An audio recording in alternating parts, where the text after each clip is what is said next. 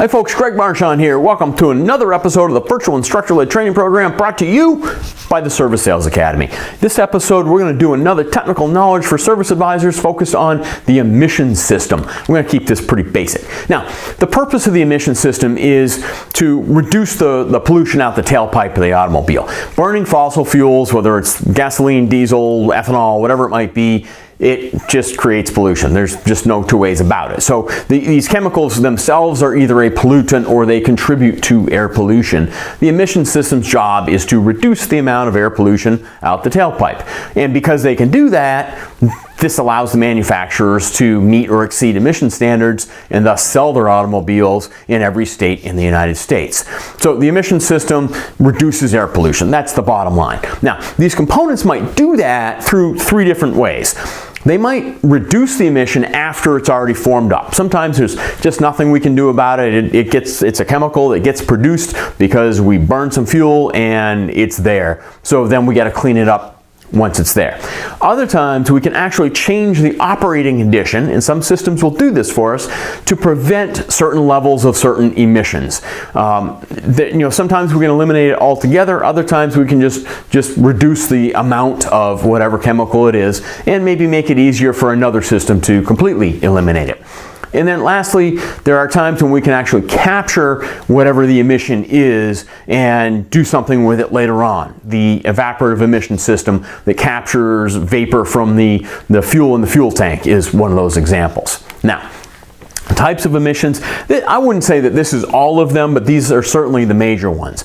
We can have hydrocarbons, which is essentially it's raw fuel, it's unburnt fuel. It's the fuel sitting in the fuel tank that is evaporating. We used to vent to the atmosphere. That's an example of a hydrocarbon. Sometimes we can get hydrocarbons out the tailpipe after incomplete combustion in the engine. We can have carbon monoxide, which is due to incomplete combustion in the engine.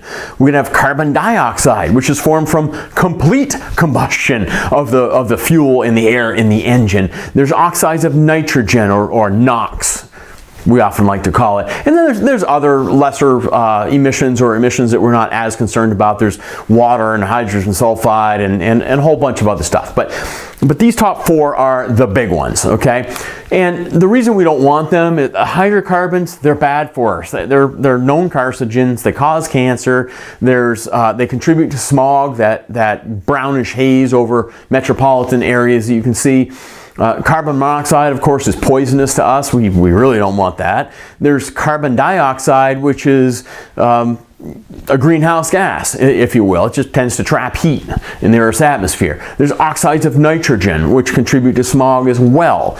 And then there's others that smell bad, or they contribute negatively to some way to humans and the environment. So bottom line is we don't want them.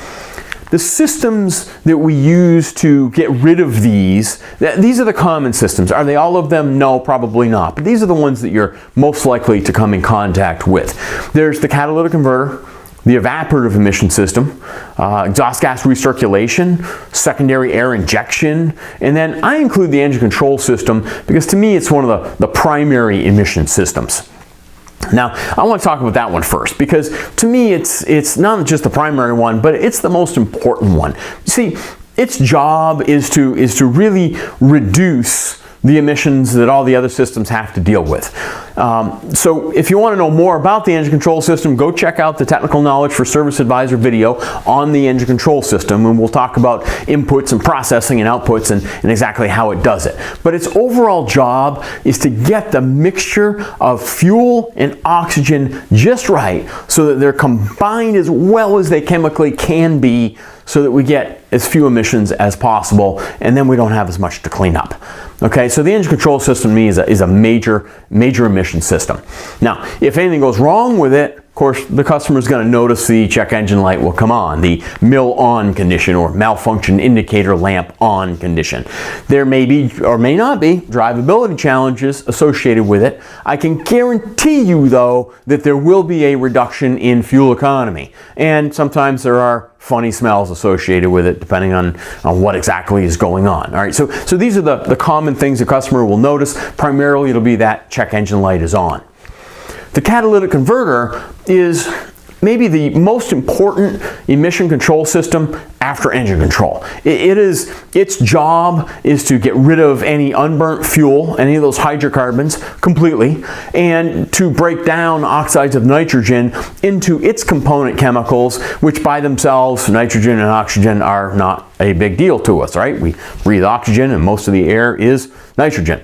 So the catalytic converter has a really important job. It has the final say between the engine and the tailpipe as to what gets away. And so there are a lot of control systems that work to feed the catalytic converter exactly what it wants.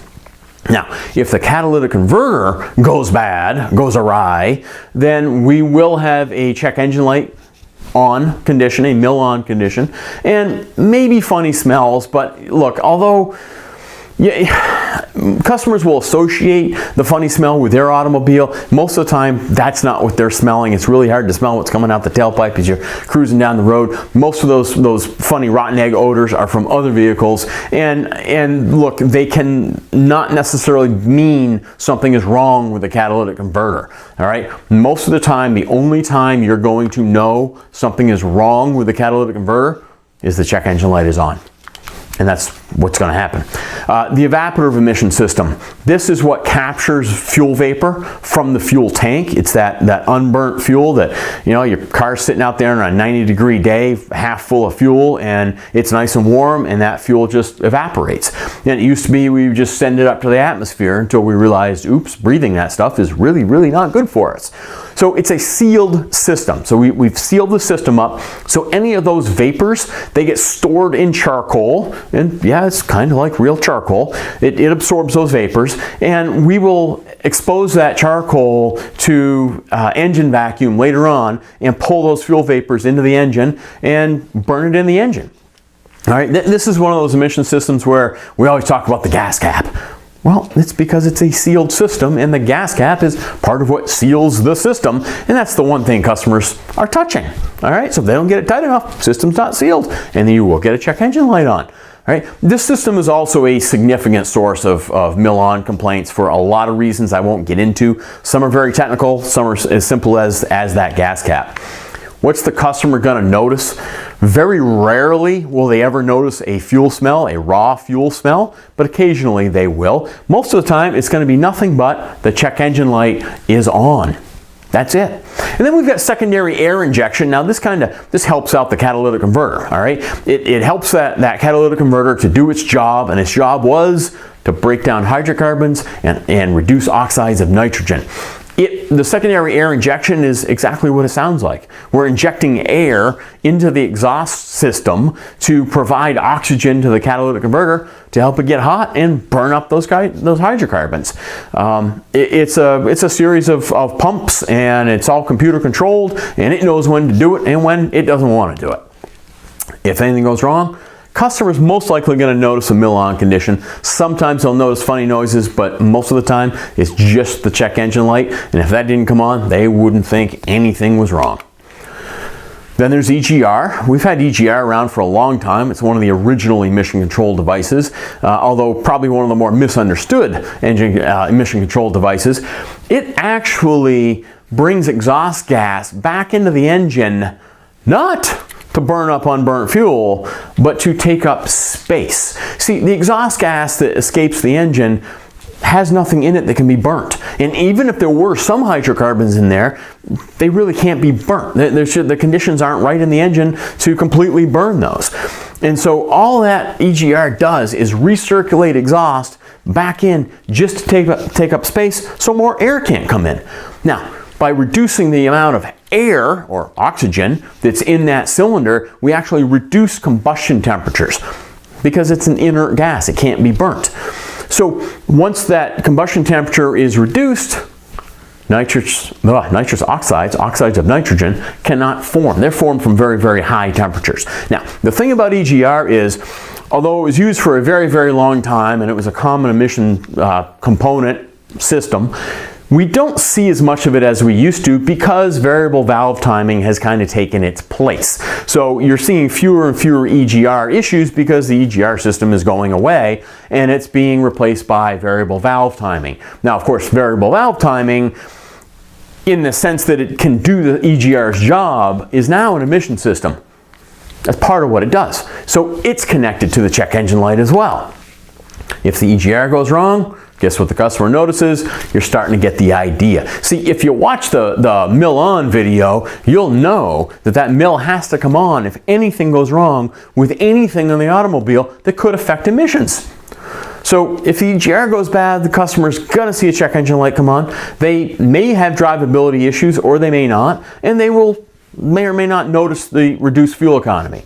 Generally, if anything goes wrong with these emission control systems, we will have reduced fuel economy. It's all tied together. The emission systems are really, really important today, not just for air pollution reasons, but for fuel economy reasons. And that's why we turn every light on the dash when the check engine light comes on, so the customer notices, because that's what the customer is going to see when any of these emission control systems go wrong. And I generally try to connect the customer to the check engine light and the fuel economy issue, so fuel economy hits them in their wallet and they're going to want to do something about that check engine light. Check out the other videos on selling diagnosis, because that's what's going to happen here, right? If check engine light comes on, we've got to sell check engine light diagnosis and then repair. Check out the video on engine control systems, and check out the one on what the mill on means. All right, so all these videos together will give you a more complete picture of the emission control system, what happens when it goes wrong, how to sell diagnosis, and how to get that repair sale every single time. Till next time, keep up the great work and never stop learning.